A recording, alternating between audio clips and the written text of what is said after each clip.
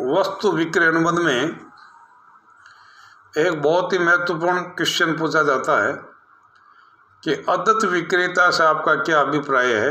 What do you mean by the unpaid seller. अदत्त विक्रेता को माल के विरुद्ध प्राप्त अधिकारों की विवेचना कीजिए। Right against the goods.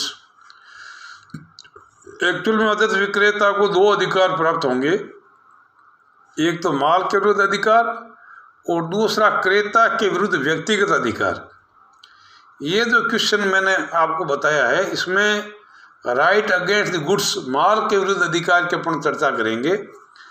सबसे पहले हम ये इंश्योर करेंगे कि अदत्त विक्रेता कौन है। Who is unpaid seller.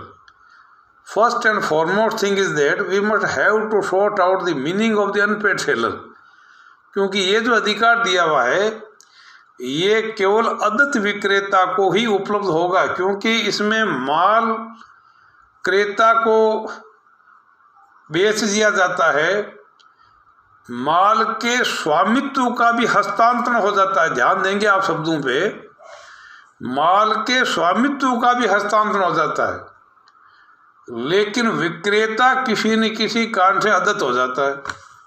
तो यहाँ लॉ इनेक्ट होता है, कानून क्रियाशील हो रहा है कि भाई जब विक्रेता को पेड हो जाना चाहिए बट स्टिल इज अनपेड, तो फिर उसको कानून ने उसको अधिकार दिया है कि आपको चिंता करने की आवश्यकता नहीं है।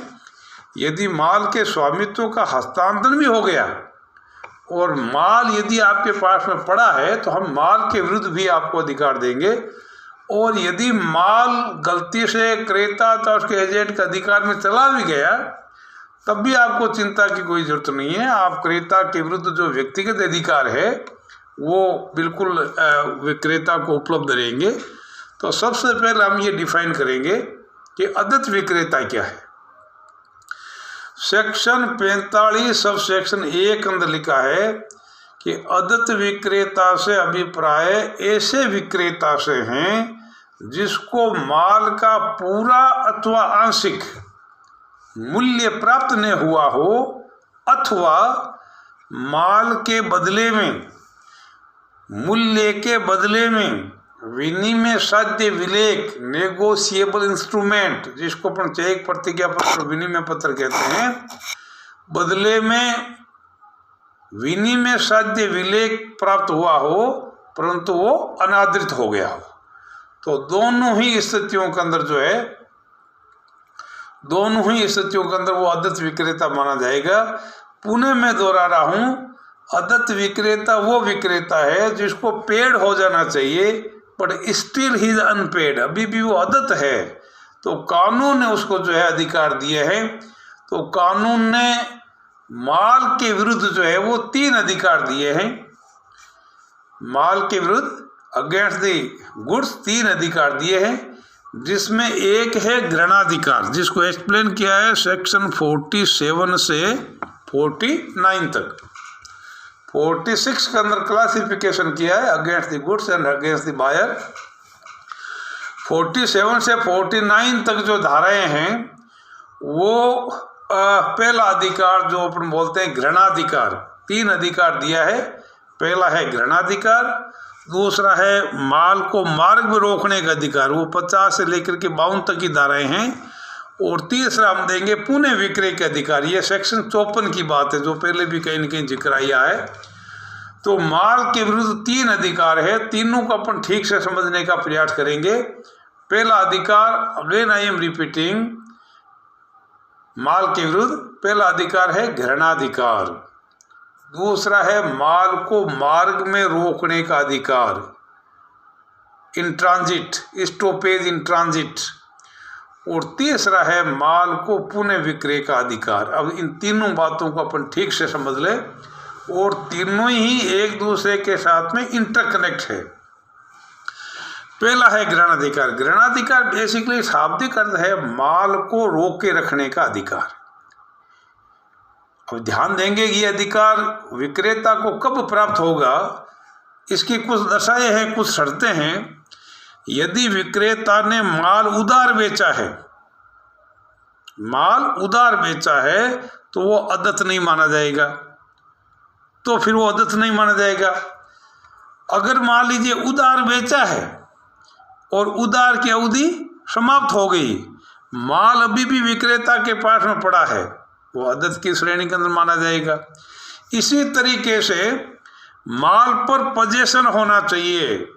माल के विरुद्ध अधिकार तभी प्राप्त होगा जब माल विक्रेता के अधिकार में होना चाहिए। चौथी बात यह है कि विक्रेता को केवल और केवल मूल्य के लिए ही ग्रहणाधिकार प्राप्त होगा, अन्य कोई छोटे मोटे खर्चों के लिए ग्रहणाधिकार प्राप्त नहीं होगा। पांचवी शर्त ग्रहणाधिकार की यह है कि यदि विक्रेता ने आंशिक सुपुर्दगी इस प्रकार से दी हो कि जिससे यह लगे कि विक्रेता ने ग्रहणाधिकार का परित्याग कर दिया, तो ऐसी स्थिति में भी विक्रेता को ग्रहणाधिकार का अधिकार प्राप्त नहीं होगा।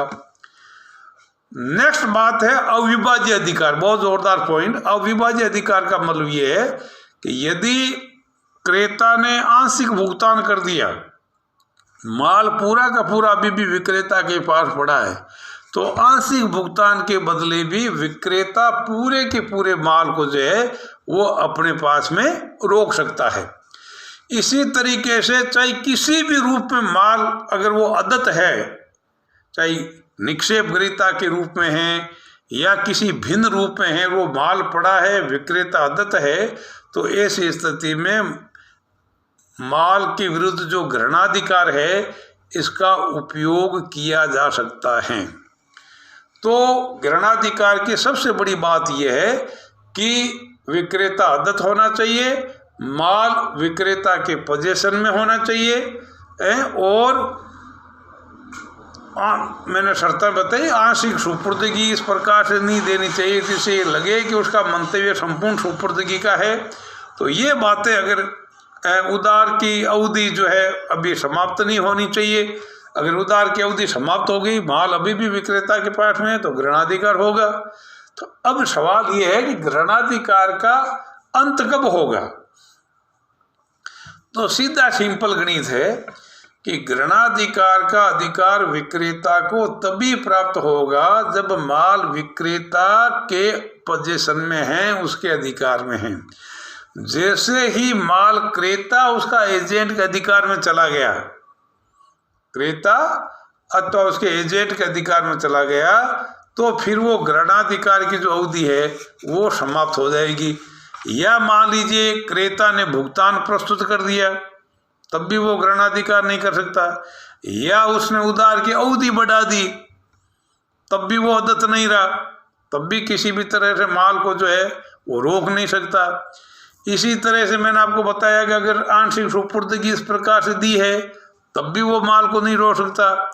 इसी तरीके से अगर मान लीजिए सपोज करो जो है वो विक्रेता स्वयं जो है वो ग्रहणाधिकार का परित्याग कर देता है, तब भी ग्रहणाधिकार नहीं हो सकता है। इसी तरीके से क्रेता ने भुगतान प्रस्तुत कर दिया लेकिन विक्रेता उसको स्वीकार नहीं कर रहा है, तब भी माल के विरुद्ध ग्रहणाधिकार का उपयोग नहीं किया जा सकता। इसी तरीके से अगर मान लीजिए विक्रेता ने कोई माल के बदले में कोई जमानत स्वीकार कर ली, कोई प्रतिभूति स्वीकार कर ली है, तो ऐसी स्थिति के अंदर भी ग्रहणाधिकार का उपयोग नहीं कर सकता। तो ये कुछ दशाएं हैं जिसमें आपके ग्रहणाधिकार की जो स्थिति है वो समाप्त हो जाएगी। तो ग्रहणाधिकार का मतलब ये है कि वो माल को तब तक रोके रखेगा, माल को तब तक रोके रखेगा